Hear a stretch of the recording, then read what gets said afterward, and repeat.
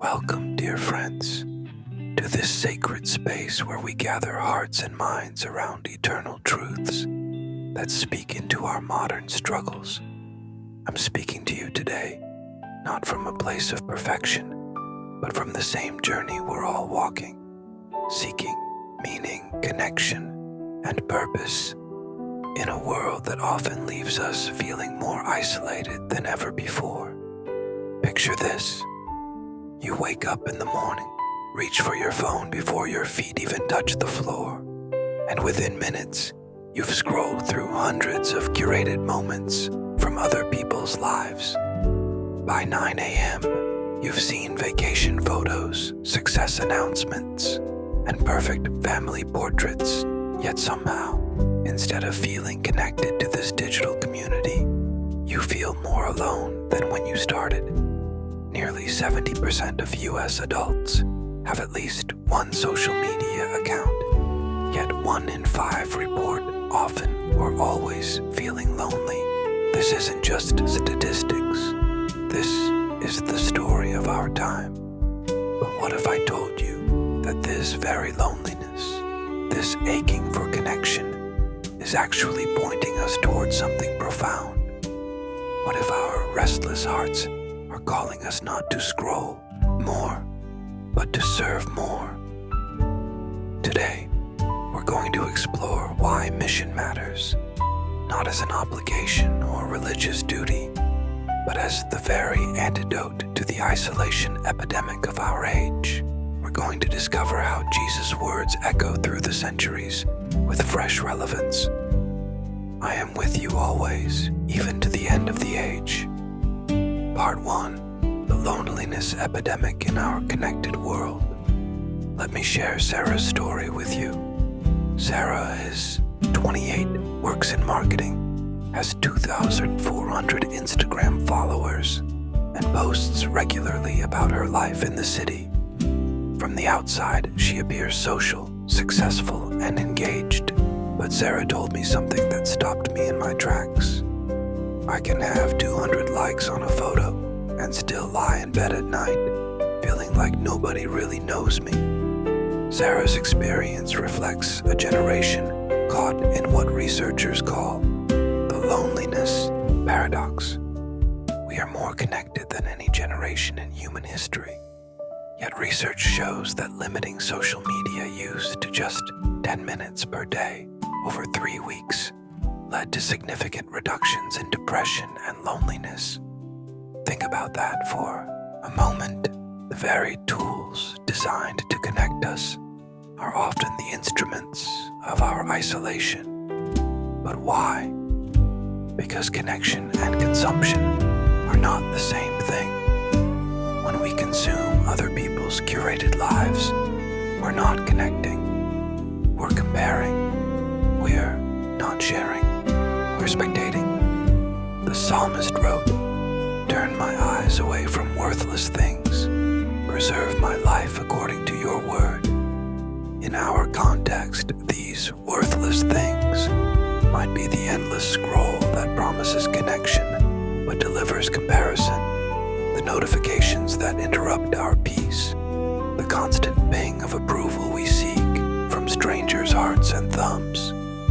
But here's what moves my heart about Sarah's story, and perhaps your story too. That loneliness, that ache for authentic connection, that's not a flaw in your design. That's your soul crying out for its true purpose. You were not created to be a consumer of other people's moments. You were created to be a conduit of God's love in the world. Jesus understood loneliness intimately. In the Garden of Gethsemane, he asked his closest friends to stay awake with him in his hour of greatest need, and they fell asleep. He was betrayed by one disciple, denied by another, and abandoned by the rest. Yet from this place of profound isolation, he spoke some of his most comforting words.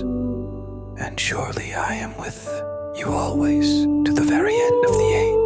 This isn't religious rhetoric. This is revolutionary truth.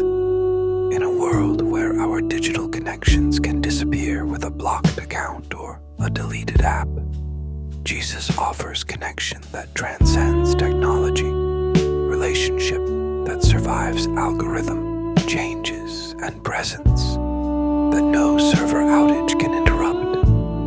The loneliness you feel isn't the end of your story.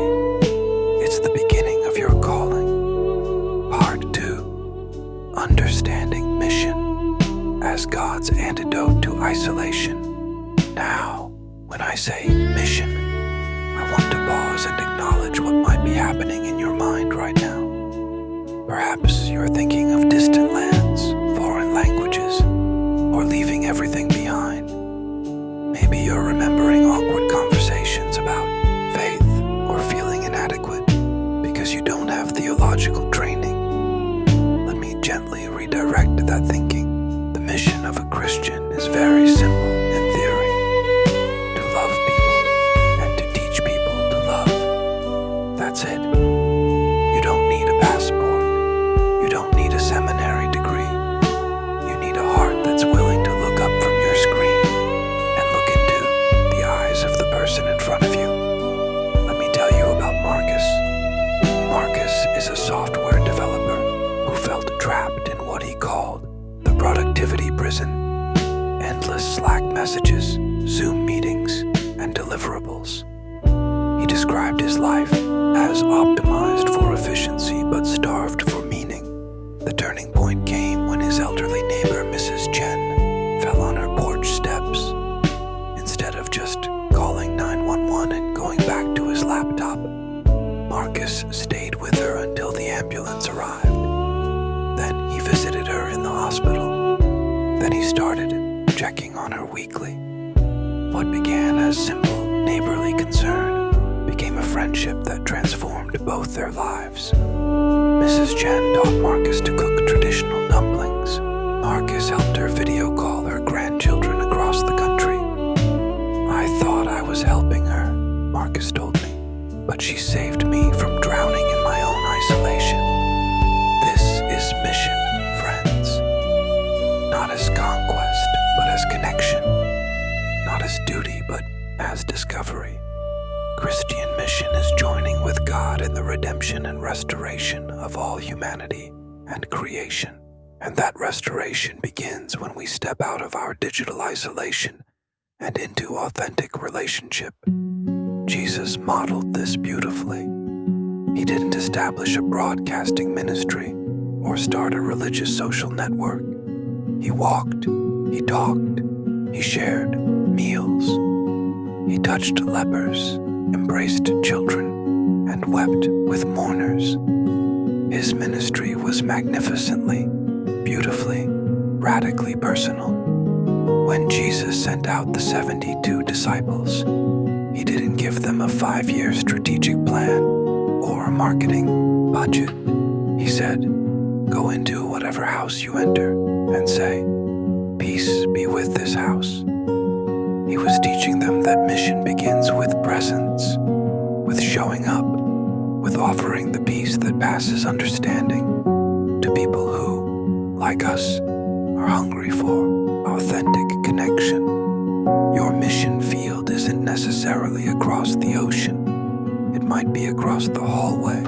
It might be the coworker who eats lunch alone, the neighbor who never seems to have visitors, the barista who knows your coffee order, but whose name you've never asked. The beautiful irony is this: when we step into mission, we discover that we were never meant to solve other people's loneliness from a distance. We were meant to walk alongside them, and in doing so, find that our own isolation dissolves in the warmth of shared purpose. Part 3. Living with a purpose. Beyond the digital noise, I want to share something that might challenge you. Last month, I decided to conduct a small experiment. For 1 week, every time I felt the urge to reach for my phone, I prayed for someone instead. Not elaborate prayers, simple ones. God, bless my sister today. Lord, give my friend courage for her job interview.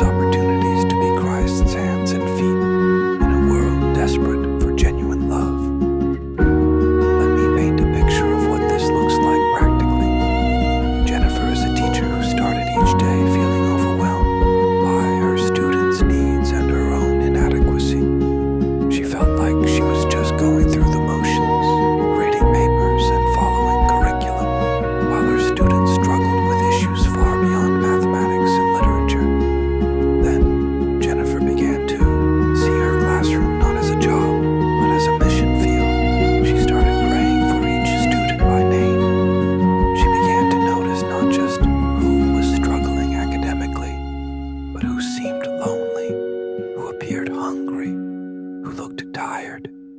She started keeping granola bars in her desk and began arriving early to simply be available. The transformation wasn't just in her students, it was in Jennifer herself. I stopped seeing interruptions and started seeing invitations. She told me. Every challenging behavior became a cry for help I could actually answer. This is the power of mission-minded living. It transforms ordinary moments into sacred opportunities. It turns daily routines into divine appointments. When you live with intentional purpose, your morning commute becomes a chance to pray for your city. Your lunch break becomes an opportunity to encourage a colleague. Your evening walk becomes a time to notice and serve your neighbors. Jesus said, "Let your light shine before others, that they may see your good deeds and glorify your Father in heaven." Notice he didn't say, "Let your posts shine," or "Let your profile shine." He said, "Let your light shine," the actual presence of God in you, expressed through actual presence with others. The digital world offers us the illusion of impact through shares and likes and viral moments. But real impact happens in the quiet conversations, the unhurried listening, the choosing to be fully present with another person in their moment of need. Your mission isn't to fix everyone or save the world single-handedly. Your mission is to be faithful in the small opportunities God places before you, trusting that He is weaving your obedience into a larger tapestry of redemption and restoration. Part 4. Biblical Foundations for Trust and Connection. The Scriptures are rich with God's promises of presence and purpose, but let me share 3 that speak directly to our modern struggles with loneliness and meaninglessness. First, from Jeremiah 29:11. "For I know the plans I have for you, declares the Lord, plans to prosper you and not to harm you, to give you hope and a future." In our context of endless scrolling and comparison, this verse reminds us that God's plans for you are not dependent on your social media metrics, your professional achievements, or your relationship status. His plans are rooted in His love for you, and they include both hope and a future that no algorithm can calculate or control. Second, from Matthew 11:28-30. "Come to me, all you who are weary and burdened, and I will give you rest. Take my yoke upon you and learn from me, for I'm gentle and lowly in heart, and you will find rest for your souls. For my yoke is easy and my burden is light." Jesus offers us something our devices cannot: true rest. Not the temporary distraction of scrolling, but the deep soul rest that comes from knowing we are beloved, chosen, and equipped for good works. Third, from Ephesians 2:10. "For we are God's handiwork, created in Christ Jesus to do good works, which God prepared in advance for us to do." You are not an accident scrolling through your days, hoping something meaningful will happen to you. You are God's masterpiece, created with intention for works of love that He has already prepared for you to discover and fulfill. Let me tell you about David, a retired accountant who felt invisible after leaving his career. He spent months on Facebook, watching other people's grandchildren grow up and feeling forgotten. Then his church asked if he would help with their food pantry. One Saturday morning, that one Saturday turned into every Saturday. David discovered he had a gift for making people feel seen and valued. He learned regulars' names and stories. He celebrated with families when they found jobs and grieved with them through difficulties. "I thought retirement meant my useful days were over," David shared. "But God was just getting started with me." This is the promise of biblical mission. It's never too late. You're never too old. And you're never too ordinary to be used by God for extraordinary purposes. The same God who used a stuttering Moses, a young David, a doubting Thomas, and a persecuting Paul wants to use your unique combination of gifts, experiences, and availability to touch lives in ways only you can. Trust doesn't mean understanding everything about God's plan. It means taking the next step He's showing you, even when you can't see the whole staircase. It means believing that your acts of love, however small they seem, matter deeply to the heart of God and to the lives you touch. Conclusion: your mission starts now. As we close our time together, I want to leave you with a challenge that's really an invitation. For the next 7 days, I want you to try what I call the sacred scroll. Instead of reaching for your phone when you feel lonely or bored, reach out to someone who might be feeling the same way. Text a friend you've been meaning to contact. Call a family member you haven't spoken to in weeks. Write an encouraging note to a coworker. Offer to help a neighbor with groceries. Volunteer for 1 hour at a local charity. Have a real conversation with someone whose name you know, but whose story you don't. You don't need to change the world in 7 days. You just need to change your world, the immediate sphere of influence where God has placed you. Because here's what I've discovered. When we stop trying to find meaning in the approval of strangers online and start creating meaning through service to the people around us, everything changes. The loneliness that drives you to your screen late at night, it transforms into compassion for others who feel the same way. The comparison that makes you feel inadequate, it becomes celebration of how uniquely God has gifted each person. The anxiety about missing out, it becomes excitement about the opportunities to love that are right in front of you. Your mission matters because you matter to God, and through you, His love reaches people who desperately need to know they matter too. In a world of artificial connections, you offer authentic relationship. In a culture of highlight reels, you offer real presence. In a society of isolation, you offer the radical gift of being truly seen and known. Jesus said, "I have come that they might have life and have it abundantly." This abundant life isn't found in consuming more content. It's found in creating more connection. It's not found in getting more likes. It's found in giving more love. Your mission starts now, not because you have to earn God's approval, but because you already have it. You serve not to be